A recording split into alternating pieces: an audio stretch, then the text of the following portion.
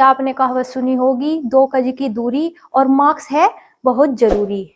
तो आइए अपनी वीडियो को करते हैं शुरू। तो मैं दीपा सैनी आप सभी का अपने ब्लॉग में करती हूँ स्वागत, और आप सभी का मैं तहे दिल से धन्यवाद कि आप सभी हमें बहुत सपोर्ट कर रहे हैं, प्यार दे रहे हैं। तो आइए, शाम का टाइम, रात हो गई है, 9:15 बज चुके हैं इस टाइम पे।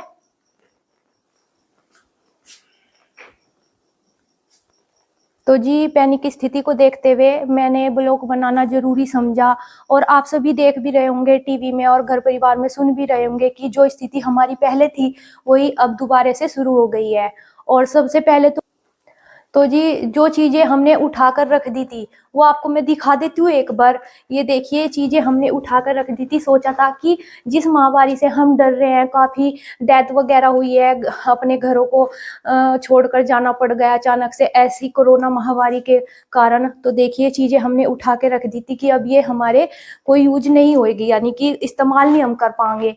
तो सोचा नहीं था कि दोबारा से हम इस चीज को इस्तेमाल करेंगे। और जी, एक तो ये हो गया सैनिटाइजर। और मैं आपको दिखा देती हूँ कि मैंने तो अपने लिए जो जो सामान था वो दोबारा से निकाल लिया है स्थिति को देखते हुए। ये मास्क हो गए हैं जो कि बहुत जरूरी है, मैंने निकाल लिए हैं। और इस मास्क लगाने की आदत आप सभी दोबारा से डाल लीजिए, क्योंकि आपको पता है कि स्थिति बहुत गंभीर होती जा रही है। कोरोना कितना बढ़ रहा है और चीन की पैनिक स्थिति अभी बहुत ज्यादा बिगड़ी हुई है। डेथ वगैरह बहुत ज्यादा हो रही है। और शायद भारत में भी ये स्थिति देखने को मिली है कि महामारी दोबारा से फैल चुकी है। और उसी के साथ मैं ये छोटा सा ब्लॉग बनाने की कोशिश कर रही थी कि मैं भी इस चीज को समझूं और अपने परिवार में भी, मतलब ये मास्क वगैरह और सैनिटाइजर और कितनी गज की दूरी पे हमें रहना, क्या क्या लापरवाही नहीं करनी अपने साथ, वो सभी आपको भी बताऊं और खुद भी समझूं इस चीज को। कि जिस चीज से हम ये सोच के बैठे थे कि अब हम राहत मिल चुकी, यानी कि हमें इस चीज से, और वो दोबारा से स्थिति हमको फिर दोबारा से देखने को मिल गई। और आप सभी को मैं फिर से कहना चाहती हूँ, दोबारा से ये कहावत बोलूंगी, 2 गज की दूरी और मास्क है बहुत जरूरी। और अपने बच्चों को और अपने आप बचिए, भीड़ भाड़ की जगह मत जाइए, कोई भी चीज हो, क्योंकि उस चीज को हम शुरू अपने से ही करेंगे। अगर हम भीड़ भाड़ में जाएंगे तो हमें शायद हमें कोई बीमारी लग जा। और अभी भी आप सभी को ये भी कहना चाहूंगी कि पिछले लॉकडाउन जो लगे थे, कोरोना से महामारी फैली थी, तो उसकी हालात अब तक के लोगों को नहीं सुधार पाए। यानी कि जो उनकी स्थिति थी, जैसा खाना पीना जो भी था, नौकरी वगैरह वाले जो भी थे, अभी तक सही नहीं हो पाया था। लेकिन ये दोबारा से फिर सुनने को मिल गई, हमें ये बातें फिर करने को मिल गई। जो जैसा लॉकडाउन हो गया, घर में रहना, कहीं सुनने में तो आया कि लॉकडाउन लगेगा क्योंकि कोरोना की।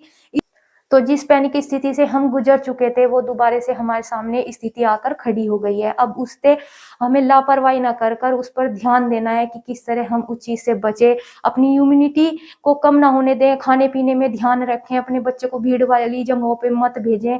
और बस अपना सैनिटाइजर का इस्तेमाल करते रहें। कोई भी चीज बाहर से आए उसे धोए, खाने वगैरह की चीज कुछ भी हो, दोबारा से आप सभी को शुरू करनी चाहिए, क्योंकि चीन में बहुत ज्यादा फैल रहा है और भारत में भी ये केस देखने को मिले हैं। तो यही छोटा सा ब्लॉग आप सभी के लिए मैं शेयर करना चाह रही थी।